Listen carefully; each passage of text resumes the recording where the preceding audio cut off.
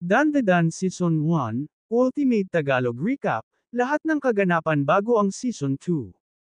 Lahat ng kabaliwan, laban, aliens, yokai, at pagmamahalang pakipot, nasa iisang recap na. Maghanda para sa Season 2. Ang pinakakompletong Tagalog recap ng Dandadan Season 1, mula Turbo Granny hanggang Serpo Aliens, mula Cursed House hanggang Love Square. Perfect ito bago mo simulan ang Season 2. Nagsisimula ang Dandadan sa dalawang estudyante sa high school.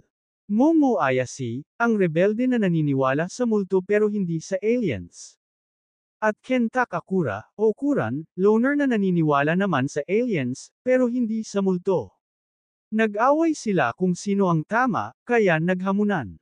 Momo dinala si Okuran sa isang tunnel, para magtawag ng multo. Si Okura naman hinamon si Momo, na makipag-contact sa aliens, sa isang abandonadong ospital. At doon na nagsimula ang gulo. Si Okuran ay inangkin ng sikat na espiritong Turbo Granny. Si Momo naman ay nakidnap ng Serpo aliens. Magkasama nilang hinanap ang paraan para mailigtas ang isa't isa. Ginamit ni Momo ang natatagong psychic powers, na minana niya sa kanyang lola. At nag-crash sila ng UFO at pinabagsak ang mga Serpo. Dito rin inamin ni Ken ang tunay niyang pangalan, Ten Kakakura. Pangalan din ng paboritong aktor ni Momo. Para hindi ma-awkward, tinawag niya itong Okuran. Episode 2, ang pagbalik ng sumpa. Tumakas sila papunta sa bahay ng lola ni Momo, si Saiko.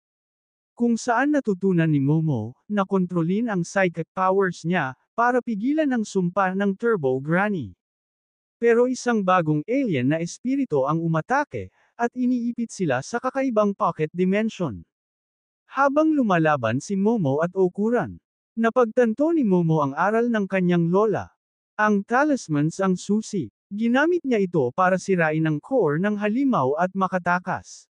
Saiko, na sobrang OP, ay nag-body slam kay Turbo Granny at natuklasan ang problema.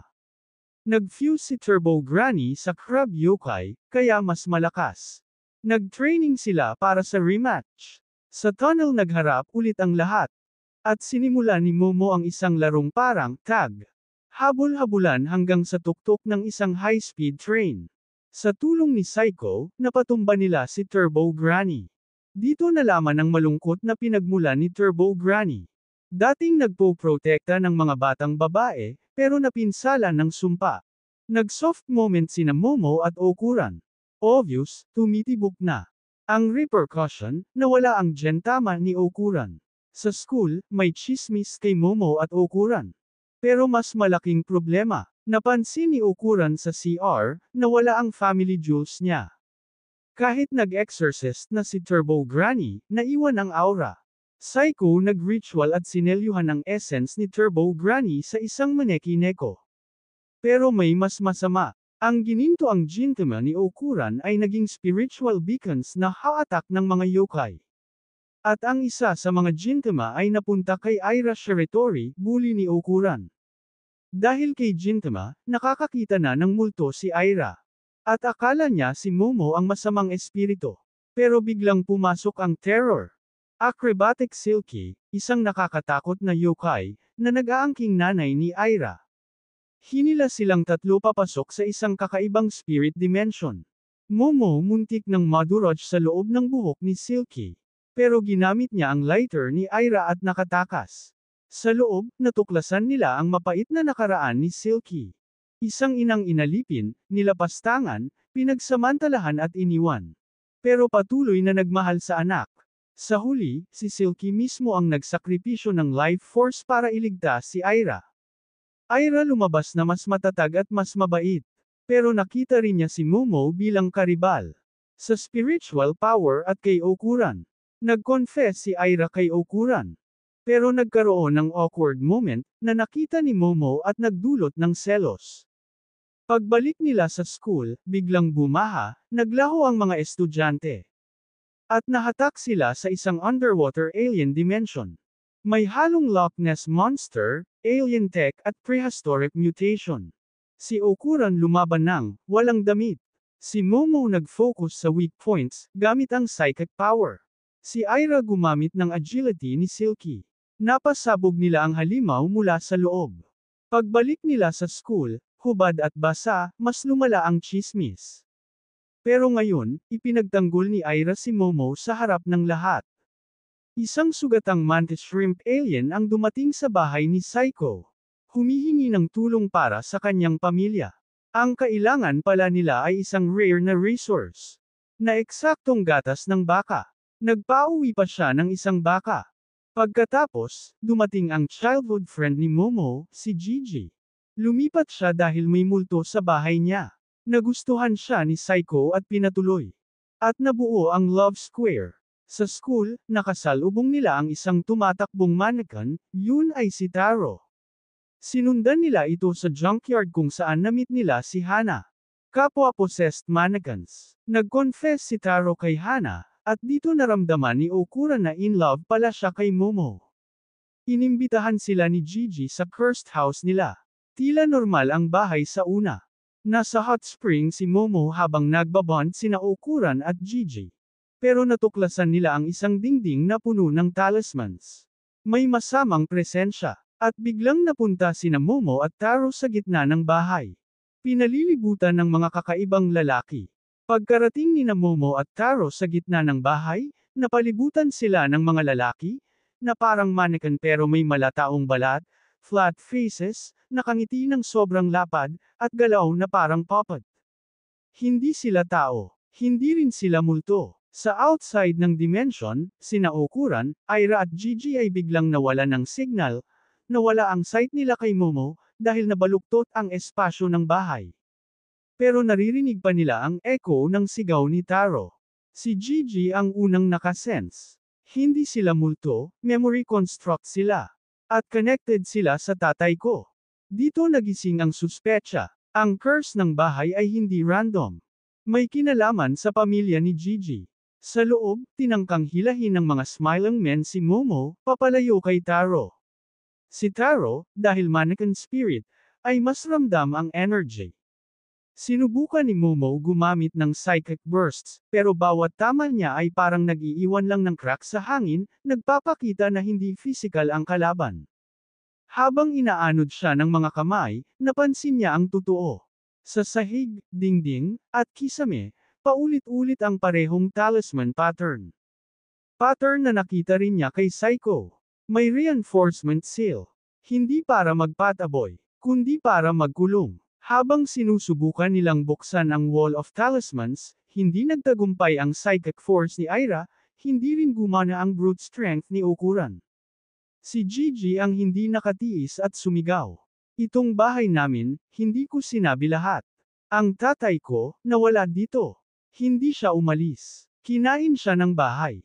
Hindi multo ang tatay ni Gigi. Ginawa siyang core ang haligi ng cursed house. Kaya ang mga lalaking putol ang mukha.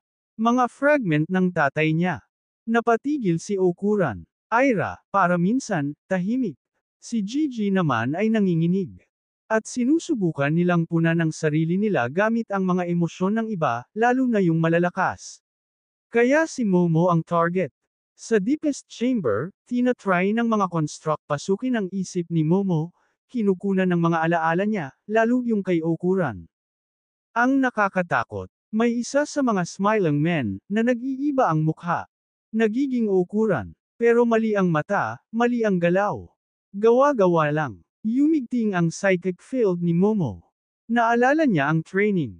Kung ang mundo ay sinusubukang pumasok sa'yo, ikaw dapat ang pumasok sa mundo. Ginamit niya ang reverse mental pressure technique. Biglang nag-shatter ang buong chamber.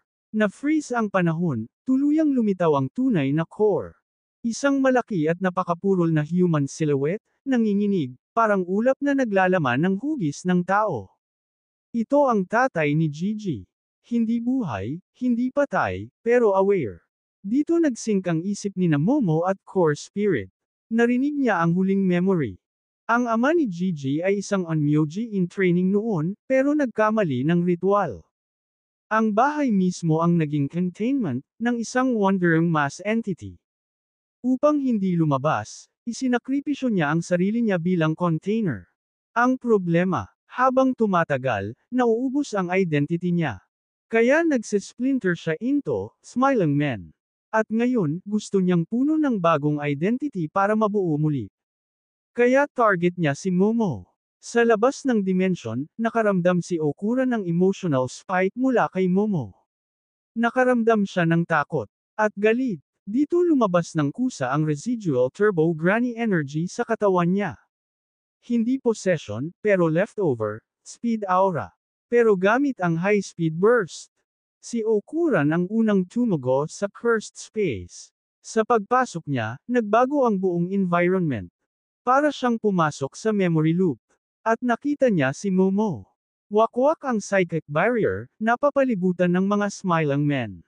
Without thinking, Okuran dashed in and grabbed Momo. This shocks the core spirit. Dahil hindi fear, o grief, ang dala ni Okuran. Kundi connection. Isang malakas na psychic resonance ang nag-ripple.